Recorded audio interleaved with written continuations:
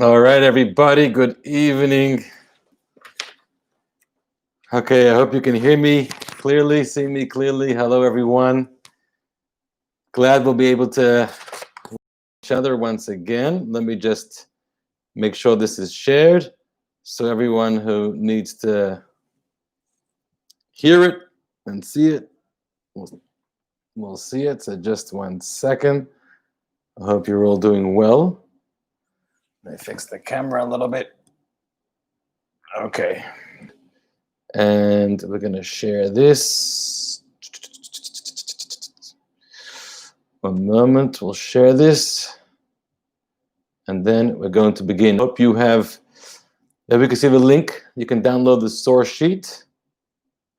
There's a link on Facebook and YouTube.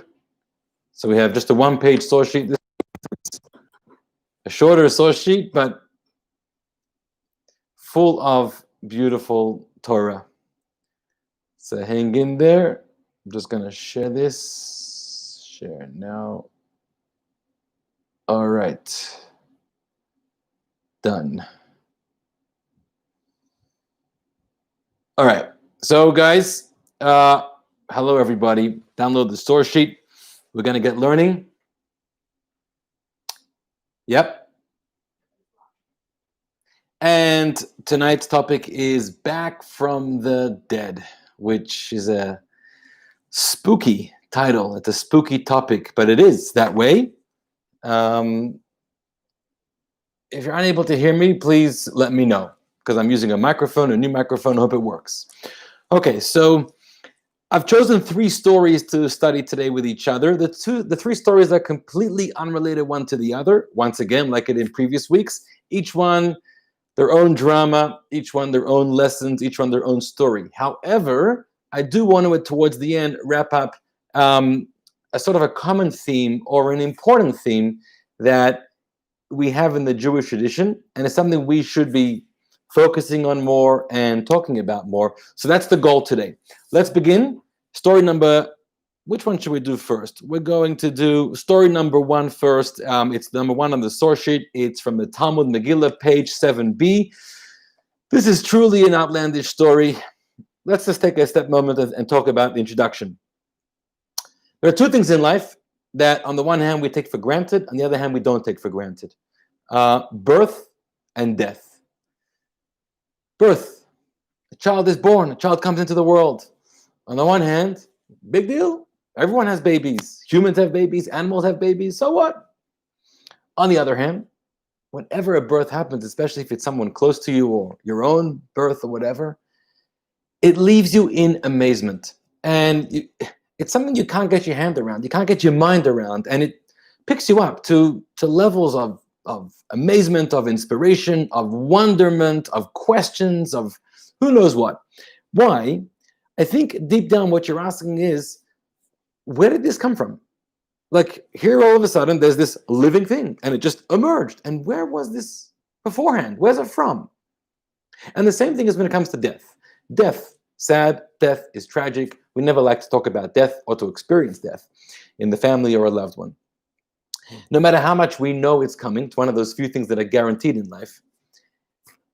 We never truly, we have a hard time dealing with it all the time. And even if it's somebody who's really old and dies of natural causes, not something tragic at a young age is different. But even old and natural causes, and we knew it was coming, but when it happens, one thing that it's sad and tragic and painful and we grieve, but the other thing is it's very mysterious. And we have a lot of questions. We have questions like, what happened over here? Where did this person go? I know that maybe we buried the person in the ground, but that's not the person. The person that we knew, the person that we loved, that we communicated with, that we connected with, where did that person go? And I think that birth and death raise these big questions in our lives when we think about them. Sometimes we shouldn't think about them too much because they'll leave us filled with too many questions. We're not able to just get along with our lives. On the other hand, some people maybe should be doing more thought about these existential questions because it really gives a reality check to who we are and what's going on. But ultimately, the big questions about birth and death is it seems like that this organism, this life that we've seen now, it was somewhere before it came here, and then it went somewhere after it came here. And the question is, where was it beforehand? What's it doing here now? And where's it going afterwards? And those are big themes and big questions, some of which we're going to try to tap into tonight. All right, text one, story number one, Talmud Megillah 7b. It's a Purim story. Rava said, a person is obligated to become intoxicated with wine on Purim until he is so intoxicated that he does not know how to distinguish between cursed is Haman and blessed is Mordechai. That's a famous teaching. Every time Purim comes around and we're studying the laws of Purim, or in school, or we know about that teaching and we talk about it. It's a hard teaching. It's a hard to understand that there's this obligation to become shikr, to become drunk and intoxicated, to the extent it's a strange measuring stick also. We know that Haman is cursed because he tried to destroy the Jewish people. Mordechai is blessed because he was the leader and the savior of the Jewish people. And yet we want to mix the two up to say, cursed is Mordechai, blessed is Haman. It's even hard to say those words. Why do we want to say those words? And how drunk do you have to be to even get to that level of confusing the two? So it's a strange thing, which we're not going to get into a whole Purim story right now. But, and also the idea of getting intoxicated. I mean, having a little l'chaim is one thing, but is it a Jewish value to get so drunk that you lost all your senses to a state of oblivion? So many commentaries actually write that you don't have to get so drunk. You can have a little bit of wine and then become a little woozy and then go to sleep. And when you're going to sleep, you no longer distinguish between one or the other. But some say you should actually fulfill this law literally. So that's the law. So we get happy. All right. Here's a story, however, of where things can lead to. This is a bit of a scary story. Rabbah and Rabbi Zera prepared a Purim feast for each other. Rabbah actually invited Rabbi Zera to come to his house. You know, one of the 4 mitzvot on Purim is to come over. I've prepared a delicious meal. My wife has prepared a delicious meal. We're going to have the Purim feast together. They became intoxicated to the point that Rabbah arose and slaughtered Rabbi Zera. The next day, you know always what happens after you get drunk. You have to wake up. You have to wake up and see the mess that you made. He wakes up and he sees that Rabbi Zera was slaughtered. He killed him, apparently. The next day, Rabbah asked God for mercy. He prayed to God, oh boy, please God, help me over here. And revived him. God indeed had mercy, blessed him, and he revived and brought Rabbi Zera back to life. Look what can happen when you overdrink. The next year, Rabbah said to Rabbi Zera, let the master come and let us prepare the Purim feast with each other. He gave him an invitation again. What a nice person. I invited you last year. Come again. We had a great time, right? Rabbi Zera said to him, I'd love to come. However, miracles do not happen each and every hour. That's the story.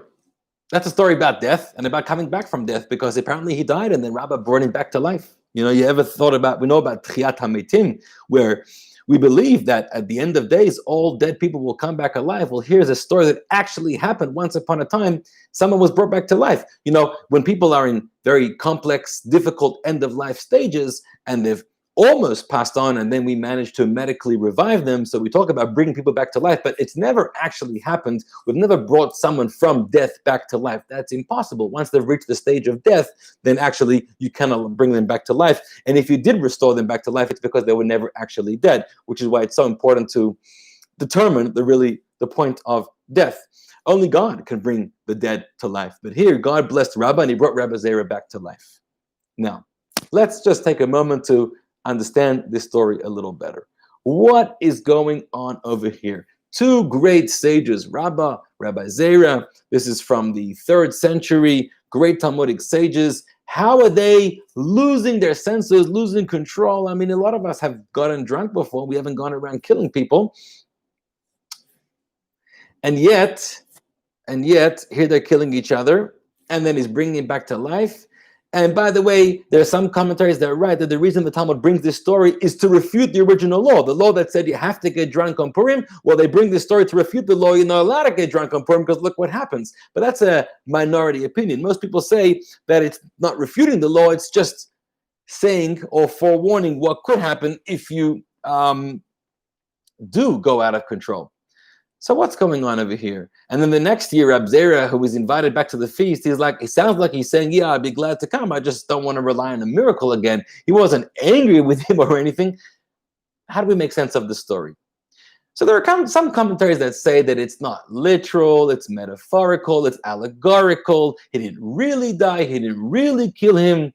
It looked like he killed him maybe on a spiritual level, or some say that he intoxicated, he fed him so much alcohol, he knocked him out, he was passed out. It would look like he was dead, like many drunk people do, but he wasn't actually dead. And the next morning he finds him, he rushes him to the emergency room and they drain him out and they pump him with some fluids and then they bring him back to life. That is how some of the commentators explain it.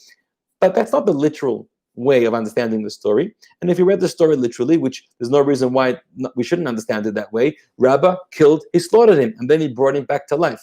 And by the way, another question, why does it say he slaughtered? I mean, that's not a word we use about humans. Humans, you could say you kill him, you murdered him, we don't slaughter, you slaughter animals. In Hebrew, the word is shachat. Shachat is for animals. Shachat is not used for humans. Why is this expression used over here? So I want to share with you an explanation that was given many years ago at a Purim Farbrengen by the Lubavitcher Rebbe, which I think is a beautiful way of understanding the story. And it goes like this. He says, there's another tragic episode in the Torah when it comes to drunkenness. You recall when that episode is? It's the story with Nadav and Avihu, the two sons of Aharon, the high priest, Aaron HaKohen. If you recall, on the day of the inauguration of the Mishkan, a lot of excitement, a big celebration, because for months the Jews had been preparing to construct this Mishkan, donating the materials and then bringing in the architects and the construction teams, and they built this glorious home, a home for God in the desert. And finally, on the 1st of Nisan, God says, now is the time to dedicate and inaugurate. We're going to open the Mishkan, the Kohanim, the priests are going to worship, the Levites are going to worship, you can offer your sacrifices, God's presence will be there in the Holy of Holies coming out of the Aron, the Holy Ark, we're going to light the menorah, all of the things that happen on this day. Everyone is eagerly anticipating. And there are celebrations, and Moses is there leading the show with his brother Aaron, the high priest, and they're offering different sacrifices, and they're making prayers and blessings, and everyone is very excited. Well, something went wrong. Because two of Aaron's sons, Nadav and Avihu, it's not clear what exactly they did or what they did wrong. The Torah is not clear about it, but apparently they came into the Mishkan uninvited, and they brought up foreign offerings that were not summoned or requested by God, and then something went wrong, and God is really angry and punishes them, and they are killed. They die on that day. And that brings a very tragic twist of events to a very celebratory day. And Aaron is aghast. It's his special day, and now his children are killed. What happened? Why did they die? And by the way, these are not two lousy people. These are not two scums of society, but these are sons of Aaron, and they were known to be prominent people, holy people. In fact, the Torah says that God says about them, Bikrovai ekadesh, I consider them my holy ones, those that are close to me. God says, I sanctified my name through them. So there's an interpretation that says that one of the things they did wrong was they entered the temple drunk. Remember, this is a very festive day. I'm sure everyone's making a l'chaim, and you can make a l'chaim, but number one, you can't get drunk, and number two, if you are drunk, you're not allowed to enter, you're not allowed to worship, you're not allowed to pray. You don't talk to God if you're drunk. How do we know, by the way, they were drunk? Because the very next Torah portion, God gives the instruction. God says to Moses, remember the law, if you're drunk, don't enter the temple. Why the juxtaposition? Because apparently that's what went wrong, why these two people, Nadav and Avihu, died. So they entered the temple drunk. Now, it's more than that, because they weren't, like I said, they weren't just careless people. They were very prominent people, holy people. And they're getting drunk and then going into the temple. So what's happening? So one of the beautiful, very deep explanations is given by the commentary, the Or HaChaim, Reb Chaim ben Attar, from 5-6 centuries ago, who was also a great Kabbalist. And he writes, he has a long piece, many explanations, but he writes a very famous explanation. I'm going to read some of it out of it here. And he says, you know what went wrong? And it wasn't even so much a sin, it was a malpractice. They went off course. What happened? He says, they came close to a sublime light with holy love and died because of it. This is the mystic secret of God's kiss, through which the righteous die. Their death was equivalent to the death of the righteous. Yes, they drank wine, but you don't die from drinking wine. And they weren't to go worshiping in the temple drunk. What they were trying to do is experience the sublime, celestial, spiritual revelations and opportunities and experiences of that day, of that moment. They were trying to open their hearts and open their minds and open their souls to feel, to sense, to connect with this overwhelming, powerful energy, powerful divine revelation that was being experienced on that day for the first time, when God's presence was coming and residing and resting in the Mishkan, in the temple. That's what they wanted to feel. Everyone else was outside partying. Everyone else was happy that the formalities are going on, happy that we constructed the temple, happy that we built a new synagogue, happy, right? That's the average person. But there's some people that they're not looking for the new structure and the beauty and the food, and they want to feel the moment. They want to feel the energy. They want to feel the presence of God. What does it mean to feel the presence of God? It's hard. You have to think about that. You got to be open. You have to want to. So these are people that wanted to feel it, and they wanted to experience it, and they knew that if they go into the temple, they can experience something that outside of the temple you're not going to be able to experience. And so they went in. They weren't supposed to go in. They weren't asked to go in, but they said, we want to feel what it's like to connect our soul to the holy, awesome experience going on inside the temple right now. God is there. Imagine we could see or feel or hear or connect with godliness. It's awesome. It's intense. So intense, in fact, that eventually what their souls felt and what they experienced was beyond what their human, natural, physical faculties could tolerate. Perhaps what their eyes saw, or what their ears felt, heard, or what their senses felt was more than a human can tolerate.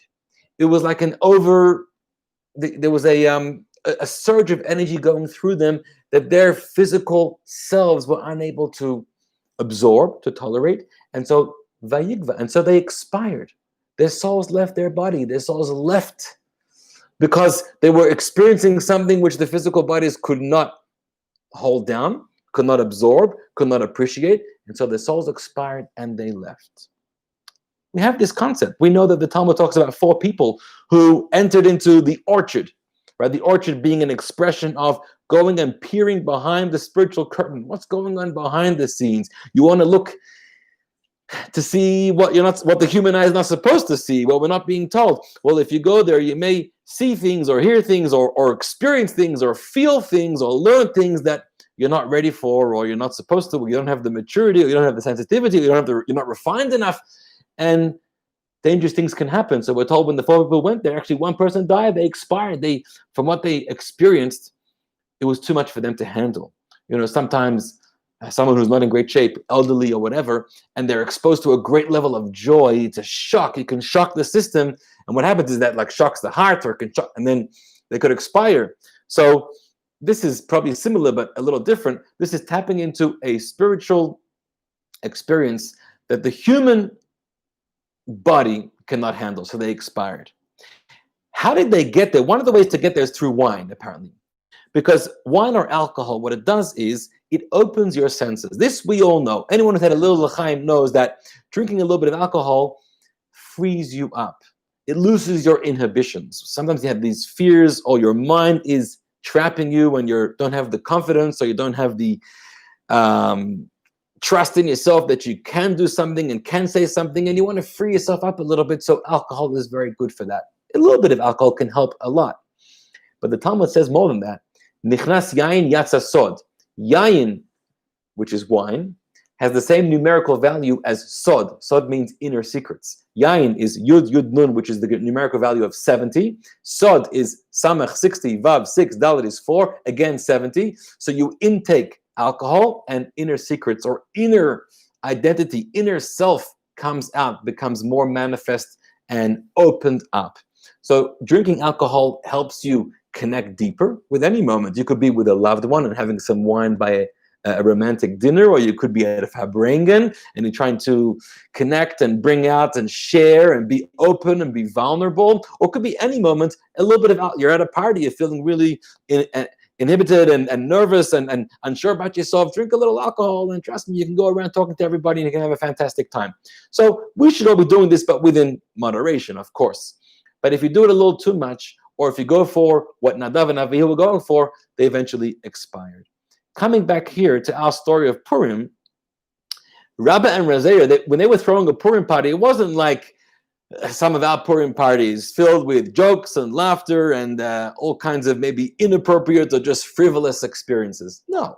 Rabba and Rabzera were coming to experience Purim. They were coming to talk about some of the deepest secrets of Jewish philosophy, Jewish tradition. They wanted to understand God, and understand the relationship between God and these chosen people, the Jewish people, and why God would bring a miracle and save them, and why Haman, even though he tapped into high spiritual energies, he wasn't able to overpower the spiritual energies that eventually redeemed the Jewish people. And his lottery turned in the favor of. They were talking about really esoteric ideas. They wanted to connect with them to understand the salvation, the victory, the eternality of the Jewish people. Now, Rabba, the name Rabba means great. Rabba. Rab Zera in Aramaic, Zeira means small. They're very different. Rabba had an expanded mind. Rabba was brilliant. He was profound. He had a great depth and breadth to his understanding of things. Rab Zera wasn't on the same level as Rabba. Rab Zera, as his name indicates, he had a smaller, more narrow understanding of things. Rabba was trying to draw into Rab Zera to pick him up, to open up his eyes, to see more than he can imagine, to understand the depths and the secrets of things he could barely imagine. Well, he did that. He did that successfully. Rab Zera was opened up to learning about deep mystical secrets, but to the point that Rab Zera could no longer, his body couldn't handle it. And just like Nadav and Avihu in the Mishkan story in the Bible, in the Torah, Rab Zera also expired. Yes, he was drunk. And yes, it came from the Purim feast, but he actually died, but his dying came from that kind of spiritual expiring that we spoke about. And so he does die, and Rabba prays to God, please bring him back. I mean, we need him back in this world, which God does. And the next year they say, well, let's do this again. That was so enjoyable. And Rab Zera says, that was truly enjoyable. You truly opened my eyes. You truly shared with me ideas, great mysteries of the universe, great mysteries of the Torah that I was never privy to learn about and to know about. I really enjoyed it, but I know you think maybe I'm ready for them now, but I may still not be ready for them, and I may expire again. That is the explanation of the Purim story. There's a lot more to that, but I think that's a beautiful way. What's a lesson? What's a takeaway? A takeaway is always to recognize that there's more. And don't be afraid to open yourself up. And don't be afraid to learn something which might make you a little uncomfortable, or might open up your horizons to things you were never aware of, or you couldn't imagine. And if you need to take a little something to give you the confidence to go out and ask a question and learn and transcend your limited state of knowledge where you are, by all means, go ahead and do it. But do it have a good mentor, have a good teacher. Don't have someone that's going to take you to places you're not ready for. Just like with children, we can't expose children to things they're not ready for. You wouldn't take a 5-year-old and show them a gruesome, Holocaust video. Yeah, but what's wrong? It's a truth. They have to know about the Holocaust. They have to save and preserve the Jewish people. Yeah, it is true, but they're not ready for it yet. They're a little young. it's not healthy for them, then when they're mature, they'll be able to handle it. So we are sometimes spiritually immature. So be careful what we or our students are ready for, but always push the envelope a little bit to expand and mature our minds and our hearts to grow. That is the story of Purim. Story number one. Okay? If you have any questions, feel free to share them on the Facebook chat or wherever. I'll see if I can see any. Chodesh Tov. And we're going to go to Yossel and Bunny. Hello. We're going to go continue to story number 2. Talmud Ketubot, page 103a. The sages taught as follows. At the time of the passing of Rabbi Yehuda Hanassi, we spoke about Rabbi Yehuda Hanassi last class. He was in the end of the 2nd century, the great Rabbi Judah, who was the leader of the Jewish people in Israel, and he codified the whole Mishnah oral tradition. He's about to pass away. On his deathbed, he says, I need my sons. Bring my children. His sons entered his room. He said to them, I have a few instructions before I pass away. Listen carefully. Number 1, be careful with the honor of your mother. Take care of your mother when I pass away. Some people say that it wasn't their real mother, it was their stepmother, it was his wife, because otherwise, why is he even telling them? Of course. But that's command number 1. Then he said further, my lamp should be lit in its usual place. My table should be set in its usual place. And the bed should be arranged in its usual place. Yosef Haifani and Shimon Ephrati, they served me during my lifetime, and they will serve me in my death. He asked that nothing should change in his room and in his house. The way you said everything, the way my room was made, keep everything as if I am alive. Don't change anything. Now, Yosef Haifani and Shimon Ephrati understood what he probably means to say is just like we served him as his attendants during his lifetime. When he passes away, we should prepare him for his funeral and his burial. But the Gemara continues. What's the reason he made these requests, that nothing should be changed in the home? The Talmud explains, every Shabbat Eve, Rabbi Yehuda Hanassi would come back to his house. Listen carefully. He passed away. He died. But he came back weekly to his home. In what manner did he come back? Spiritually, physically? What does it mean he came back? I mean, he's asking for everything to remain as is. He wants his seat, he wants his lamp, he wants his bed. Let's continue, and we have to address these questions.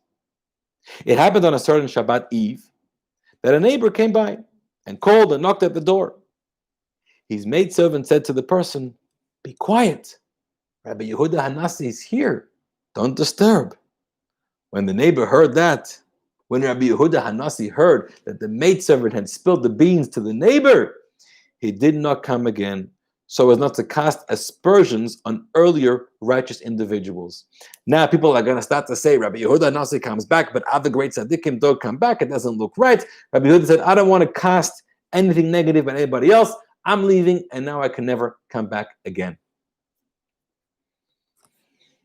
What an interesting story.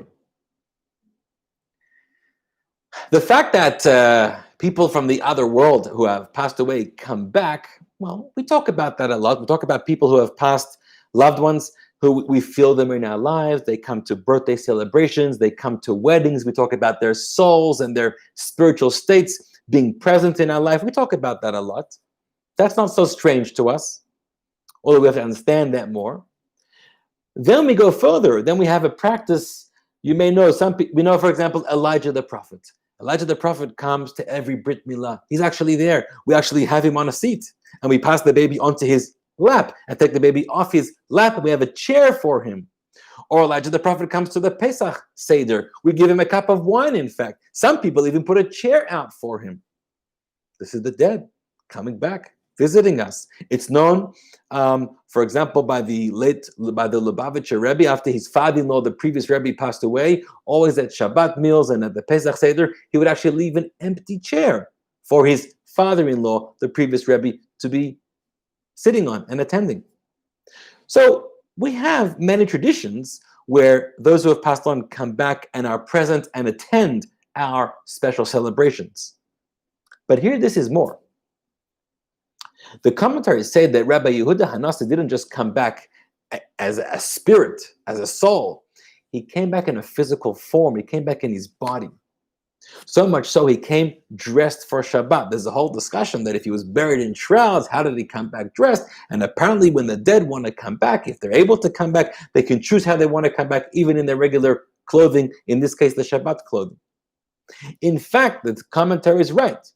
That Rabbi Yehuda Hanasi, when he came back every Friday night to his home, he led the Kiddush like he did when he was alive. He cut the challah like he did when he was alive. He led the whole Shabbat meal. He was literally, physically there, even though he had already passed away, which is something we have to get our heads around. I don't think any of us have seen this before, or if we have, we wouldn't know that it actually was that case. But apparently, it is possible, and for great, holy, spiritual people, it's very doable, that when necessary, or when they want to, or when people need it here, they could actually come back in a physical form. There's a synagogue in Israel, I think in Hebron, there's a tradition that it's called Avraham Avinu Synagogue. And once they had 9 people that couldn't have a minyan, and then they got a 10th person who appeared out of nowhere, and later they found out that was Avraham Avinu who appeared as a 10th person, and they had a minyan. We have this tradition. Hard for us to understand, but it's real. Now, here comes the question. We've said that Rebbe came back to make Kiddush and cut the challah for his family, right? Well, here's the big question. We know, we have a principle, Bameitim Chafshi. The Gemara says that the dead are exempt from mitzvot. You can only perform a mitzvah when you're alive. So long as you're alive, use every opportunity to do a mitzvah. Once you pass away, you're exempt. You can no longer perform any mitzvot. This world is the world to do mitzvot. The world to come is the world to reap rewards for the mitzvot that you did. Don't leave this world and then expect in the world to come to try to catch up. They say in the world to come, they only accept receipts of all the things that you did in this world. That's why there's a tradition, by the way, to, when you visit a cemetery, for men who wear their tzitzit sticking outside, to tuck in their tzitzit into their pants. Why? Because tzitzit is a mitzvah that you're wearing, and now you're hanging around the dead. You don't want to mock them, make fun of them, or tease them that they can't do the mitzvah and you are doing the mitzvah. So we try not to make things stand out in that way out of a sensitivity. Okay, so the dead are not obligated in mitzvot. We have a principle that if there's a mitzvah you're not obligated in, then you can't perform that mitzvah for somebody else. You can only make kiddush for someone else if you're obligated in making kiddush. You can only do a mitzvah, make a blessing for someone else if you're also obligated in that blessing. But if it's not something you're obligated in, then you certainly can't do it for somebody else. Rebbe was dead. He passed away. How could he make kiddush and wash his hands and make a blessing on the challah?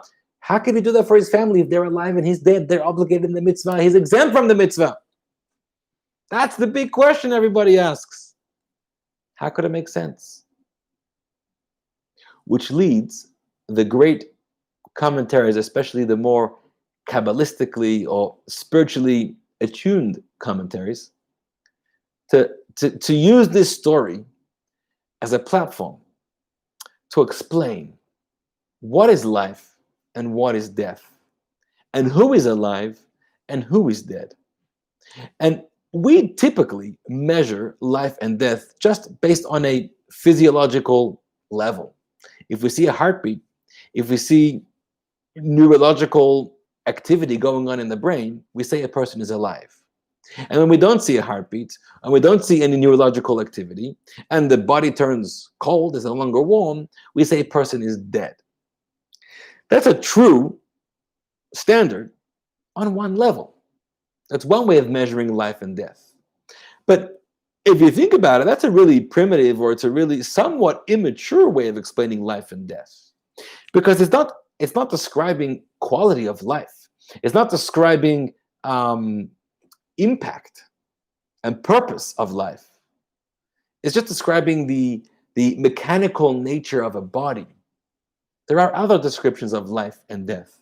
Life could be, first of all, spiritual life, life of the soul, which is the source of life, the breath of God in a person.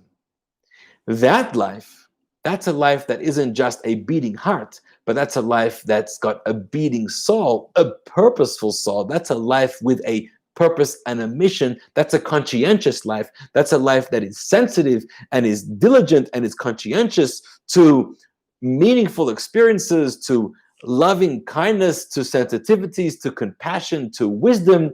Right? That's a purpose-driven life with depth. That kind of life far transcends and can outlive the physical life of a body. The soul never dies, only a body does. A soul can exist without a body also. And if we talk about life as legacy, right? What did your life impact? You impact somebody else, impact the surrounding. Did you leave a teaching or show by example, compassion, love, have an influence? Those are the things that are not bound by the beating of your heart or the activity of your brain. Those are things that can far outlive your physiological life. And so when we are alive, what we should be asking ourselves is, what is our life right now? I know, thank God my heart is beating right now. My brain hopefully is working right now. I'm very happy about that and should stay that way for a very long time. But I can still make many choices in life. And I can live a very negligent life. I can live a very unhealthy life. I can live a very evil life, a very selfish life. What kind of life is that? Versus if I choose to live a motivated life, a selfless life, an altruistic life, an honest life, a life of wanting to do good and help others and share and influence and teach, that's a very different kind of life. And that's a life that transcends my physical years here in this world.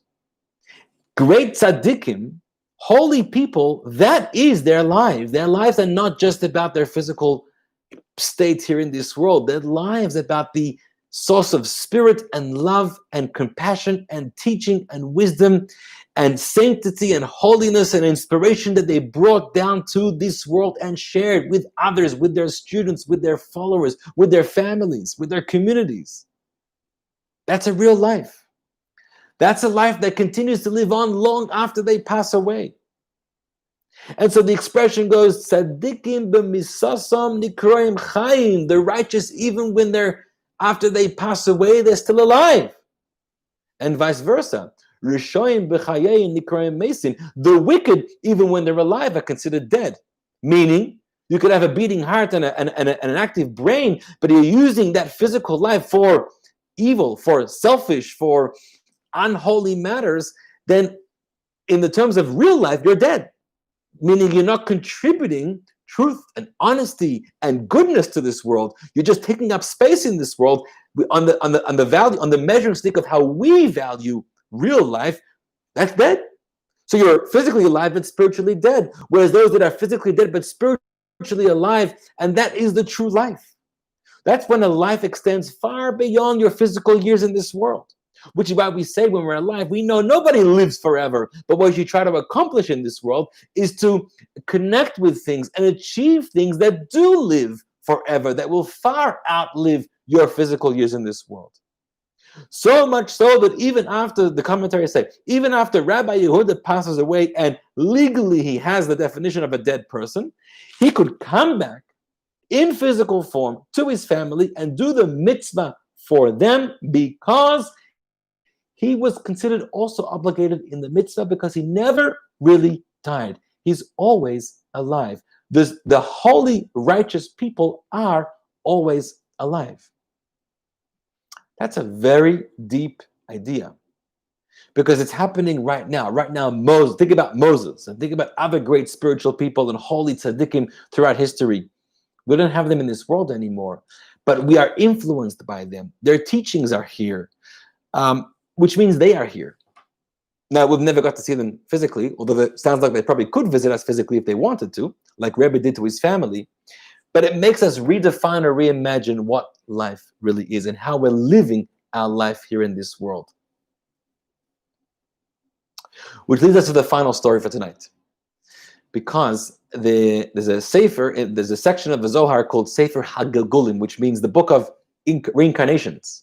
Yes, we believe in reincarnations and souls have different journeys.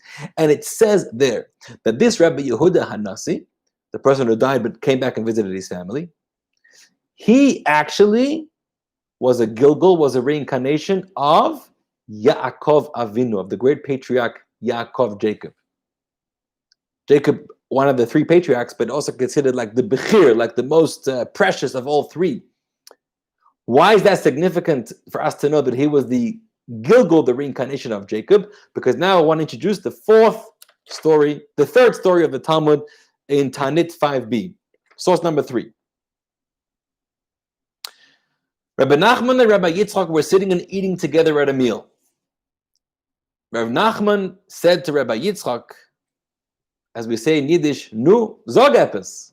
Let the master say a matter, i.e. share a Torah idea with me. Say something. Now that we're eating, Rabbi Yitzchak said to Rav Nachman, Rabbi Yochanan said, one may not speak during a meal, lest the windpipe, the trachea, will precede the esophagus, and he might come into the danger of choking. Right? We have food coming down the food pipe over here. We start to talk and we start to release air, and then, not sure how, I guess this makes sense, I'm sure it does, that if we start to speak and then with the food could go down the wrong pipe and it could be very dangerous, and so we don't talk whilst we're eating, something that all parents teach their children, but here's the Talmudic source for it, which gives a medical reason for it. So he says, no, I can't talk because it's dangerous. After they'd eaten, Rabbi Yitzchak now turns to Rav Nachman. He says, I'll teach you something now. Rabbi Yochanan said as follows, our patriarch Yaakov did not die. Yaakov Avinu lo met in Hebrew. That was the teaching. Pause for a moment. Think about this story. Rav Nachman told Rav Yitzchak, teach me something. Now Rav Yitzchak was eating. So he gives a whole long explanation why he can't teach him anything right now. He says, no, I'm not allowed to teach you because Rabbi Yochanan taught us we're not allowed to talk whilst we're eating, because if we talk whilst we're eating, then food could go down the wrong pipe. It could be the windpipe instead of the food pipe, and that could be dangerous. When he does end up giving the teaching, he says 4 words. Yaakov Avinu lo met. Yaakov Avinu did not die. He could have given that teaching, and it would have been much shorter than the response he did give. He gave this very long response, a whole medical explanation. If it was truly dangerous not to talk then either he should have just been quiet or said very briefly, I can't talk right now, I'm eating. I'll explain to you later why. Or actually say the teaching because it's only 4 words. No, he gives a whole medical explanation. Maybe we'll get there. So that's the teaching. Rabbi Nachman asked him in surprise, and was it for naught that the eulogizers eulogized him and the embalmers embalmed him and the buriers buried him? What do you mean he didn't die? The Torah says that they embalmed him, they eulogized him, they buried him, and he talks about taking his bones out of Egypt, going to be buried in Israel. Rabbi Yitzchak replied to Rav Nachman, listen carefully, famous teaching. He says, I'm interpreting a verse from Jeremiah, as it stated, therefore do not fear, Jacob my servant, says the Lord, neither be dismayed, Israel, for I will save you from afar, and your seed from the land of their captivity. Right? Notice the comparison, the juxtaposition. We're talking about Jacob, my servant, and we're talking about Israel, my people. Why are we comparing Jacob and Israel? By the way, Jacob's name was also Israel, but Jacob refers to him as an individual. Israel refers to his children, his seed, his offspring, the nation. Why are we comparing them? So the Talmud says, the verse juxtaposes Jacob to his seed to say as follows, just as his seed is alive when redeemed, so too Jacob himself is also alive. In Hebrew, Mazaro b'chayim, af hu b'chayim. Just like his descendants are alive, so too he is alive. And that's supposed to explain to us the teaching of Yaakov Avinu did not die. And that's supposed to answer the question, what do you mean he didn't die? They embalmed him. They eulogized him. They buried him. We saw the coffin go in the ground. He was transported to Israel. He's in Marat HaMachpelah in Hebron. We know he's buried there. And they embalmed him, the Egyptians. or the Jews in Egypt. But he didn't die. And the proof is, if his offspring is alive, he's also alive. But this touches on the point that we made earlier. What is life? And there are some people, or there's a life to be lived that does not die. And it's not just a memory, a legacy. It's more. It's the actual presence of the person. It comes from the Zohar. The Zohar says, great tzaddikim, what is their true life? Their true life is love of God, awe of God, and those spiritual experiences. That's their life. That's what they live for. And therefore, those things outlive their physical state. Some of us, we enjoy a good piece of food, a fancy home, a nice car, a good experience. We enjoy a lot of physical matter, physical experiences, nice piece of clothing, whatever. If that's our life, if that's what defines us, then those things have a very limited time here in this world. But if what defines us are spiritual connections, connections with others, love, peace, honesty, truth, ideas, wisdom, Torah, if those are the things that, not just activities that we do, but they actually define us, it's what we live for, it's what we wake up for, it's what we have to tear ourselves away from, to eat something, to exercise, to get some sleep, but we want to be right back in that zone of enjoying a spiritual experience with the Torah, with God, with another person, with that kind of love and compassion and real ultimate altruistic kindness. If that's what we live for, that's a whole different kind of life. And that's a life that the Talmud says, lo met, that does not die. That is always present here in this world. Why? Because that affects someone else, that touches somebody, that changes the life of another. And so long as that life has been changed and influenced, then the impact that you had in your lifetime on that person or that thing remains forever.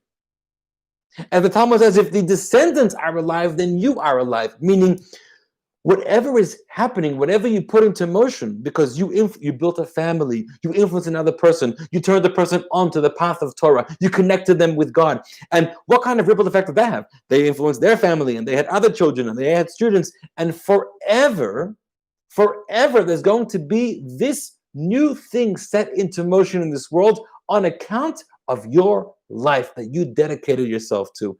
That lives forever.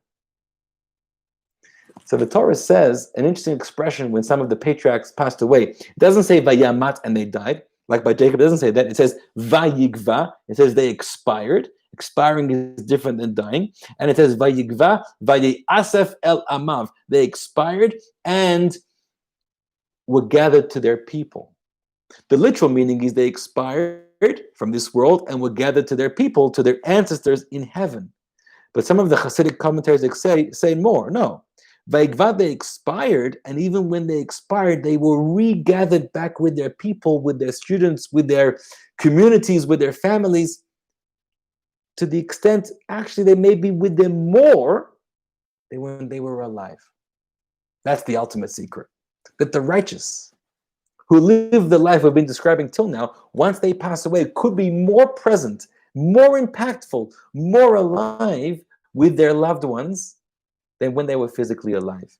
That is the teaching of this passage of Talmud, which is amazing. And I'm thinking about this teaching a lot because coming up in a couple of days, on Thursday, is going to be the yahrzeit of a great tzaddik, the Lubavitcher Rebbe, Rebbe Menachem Mendel Schneerson, passed away 26 years ago. You think about a tzaddik like that, who passed away, as Jacob passed away, and was buried, and went through the whole, burial and grieving process. But the Talmud says Yaakov Avinu lo met. Yaakov didn't die. Why? Because his descendants are alive, and their kind of life that they're living now is only by virtue of what Yaakov gave them, taught them, lived for them. So he's alive.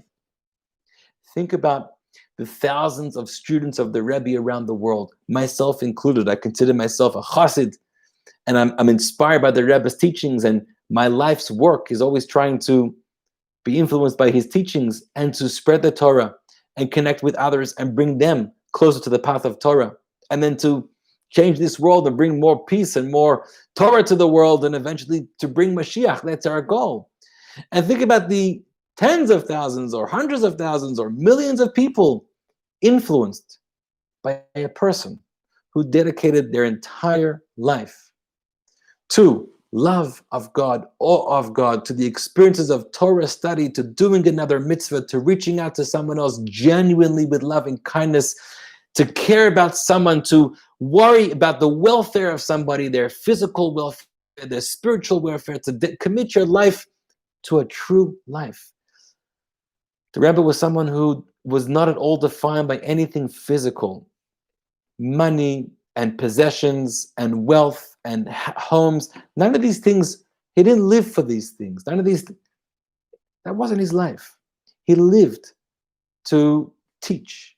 He lived to share. He lived to inspire. He lived to worry about another person, about another Jew, even on the other side of the world.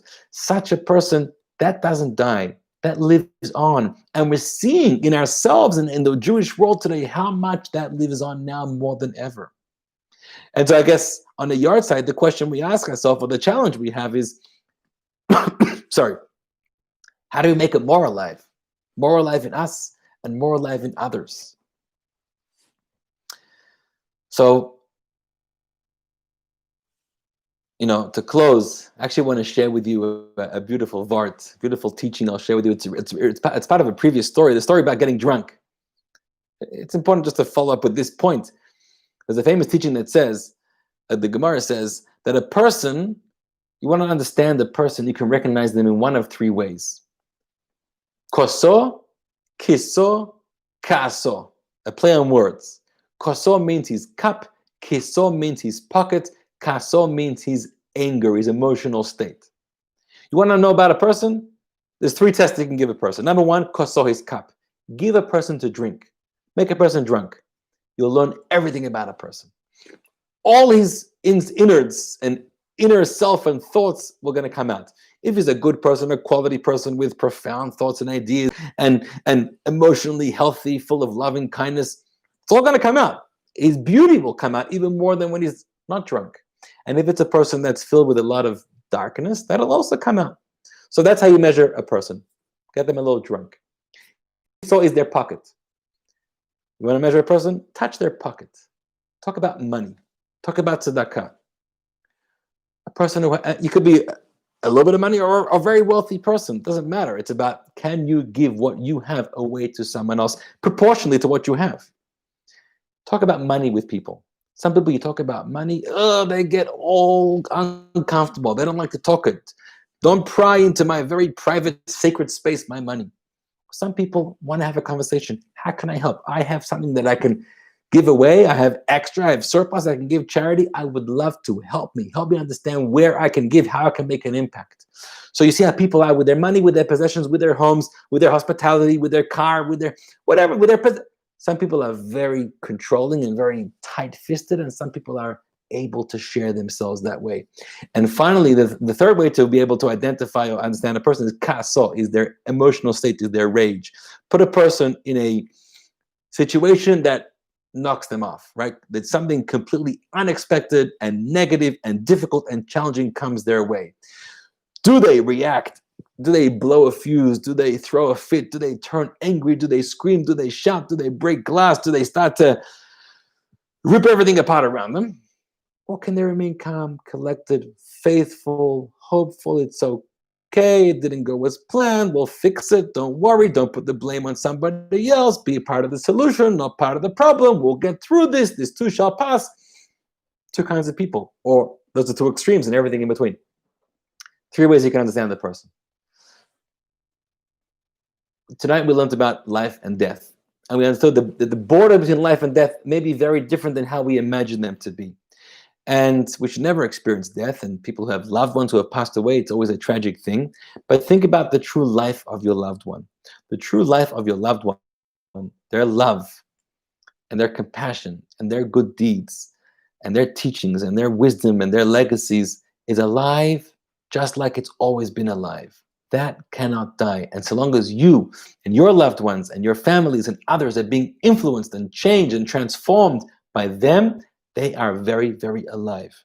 And we think about our great tzaddikim throughout history, and we think about the great Rebbe, we've all been influenced by him.